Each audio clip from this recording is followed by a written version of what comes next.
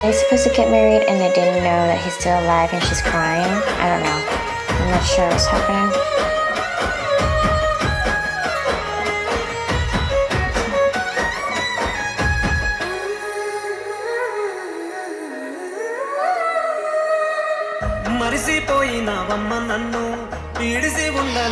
Can someone please write in the comment section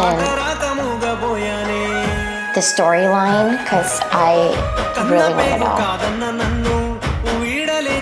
Like a summary of what is going on.